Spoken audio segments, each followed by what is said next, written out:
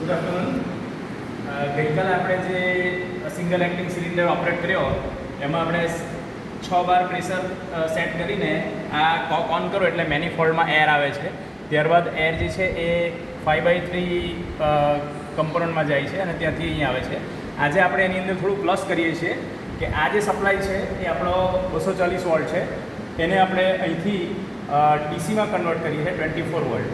અને એ જે કનેક્શન છે એ આપણે આ એક સર્કિટમાં આપીએ છીએ. અહીંથી જે પાવર ખરો એ અહીંયા થઈને આ સોલેનોઇડમાં જાય છે. એટલે અહીં આપણે 4 સ્વિચ આપી છે. એક છે તે પુશ બટન છે ને, બાકી મેન્યુઅલી ઓપરેટેડ છે બધી. તો હવે આપણે એને ચાલુ કરીશું તો આ રીતે આપણે ચાલુ કરીએ તો હવે આ સ્વિચ પ્રેસ કરશું તો સર્કિટ બ્રેક થશે. એટલે આ પિસ્ટન જે છે આગળ જશે અને જેવું આપણે છોડી દઈશું એટલે આ જે સ્પ્રિંગ એક્શનથી પાછો રિટર્ન જશે. એટલે આજે આપણે પ્લસ કરીએ છીએ કે ગઈકાલે આપણે છે તે અહીંથી એર ઓપરેટ કરીને આપણે પિસ્ટનને મૂવ કરેલો હતો, જ્યારે આજે આપણે એ જ વસ્તુ સેમ ઇલેક્ટ્રોનિકલી કરીએ છીએ.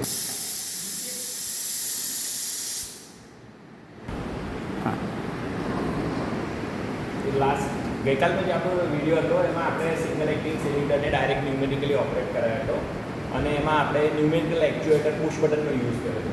આજે આપણે ન્યુમેરિકલ એક્ચ્યુએટર પુશ બટનને બદલે ઇલેક્ટ્રિકલ સ્વિચ યુઝ કર્યું છે. ઇલેક્ટ્રિકલ સ્વિચ યુઝ કરવા માટે આપણે પાસે operating device electrical solenoid use કર્યો છે. આપણે લાસ્ટ ગઈકાલે જે હતો એ સોલેનોઇડ નહોતો, પણ એ એક એક્ચ્યુએટર હતું, પુશ બટનનું એક્ચ્યુએટર. હવે આ બધું જે છે આખી પેનલ એ 24 વોલ્ટ ડીસી પર ઓપરેટ થાય છે. એટલે પાછળથી તમારે અહીંયા મેઇન સપ્લાય આપવાનો છે 230 વોલ્ટ, આને 24 વોલ્ટ ડીસીમાં કન્વર્ટ કરે છે. અહીંયા જે આપણે જમ્પિંગ કર્યું છે એનાથી આપણે 24 વોલ્ટ ડીસી અહીંયા બધા જ રેડ કલરના ટર્મિનલમાં અવેલેબલ રહેશે. અને જ્યારે અહીંયા હું આપણે કનેક્શન કરીશ એટલે અહીંયા એનું ગ્રાઉન્ડ કનેક્ટ થઈ જશે. તો હવે 230માંથી 24 વોલ્ટ ડીસી અત્યારે આ બધા ટર્મિનલ પર અવેલેબલ છે.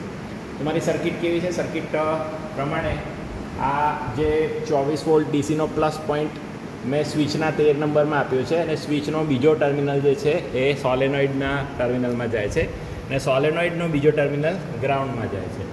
જ્યારે આપણે આ સ્વિચ પ્રેસ કરીશું ત્યારે આ સોલેનોઇડની સર્કિટ પૂરી થશે, સોલેનોઇડ ઓપરેટ થશે, આ ન્યુમેટિક પ્રેશર અહીંયા જશે અને આ સિંગલ એક્ટિંગ સિલિન્ડર ઓપરેટ થશે.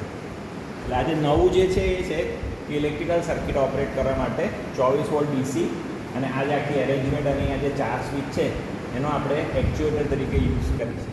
રાઈટ? તો આ જ રીતે આપણે ડબલ એક્ટિંગ સિલિન્ડર અને બાકી બધું પણ ધીમે ધીમે કરતા જઈશું. આ બાજુનું પાર્ટ છે એ સિમેન્સનું પીએલસી છે, ફીચરમાં કરીશું. ઓપરેટ કરીને આપણે એક વખત જોઈશું. તો ઓપરેટ કરીએ ત્યારે અહીંયા આ રેડ સપ્લાય બતાવે છે કે 24 વોલ્ટ અવેલેબલ છે. જ્યારે આપણે બટન દબાવીશું અહીંયા તો ઓપરેટ થાય છે અને અહીંયા લાઇટ પણ થાય છે. લાઇટ સર અહીં બતાવજો. આ બતાવે છે કે આની સર્કિટ પૂરી થઈ અને સોલેનોઇડને પણ સપ્લાય મળ્યો. અહીંયા ઓરેન્જ લાઇટ દેખાતી હશે અને આ બટન જ્યાં સુધી હું પ્રેસ રાખીશ સિંગલ એક્ટિંગ સિલિન્ડર ઓપરેટ થશે. ત્યારે હું આખી અરેન્જમેન્ટની લિનિયર કેમ છે ડિસ્પ્લેસમેન્ટ તરીકે યુઝ થાય છે. એનાથી તમે કોઈ પણ વસ્તુ શોર્ટિંગ માટે યુઝ કરી શકીએ. એટલે આ પહેલો પ્રેક્ટિકલ જે આપણા મેન્યુઅલમાં છે તે છે.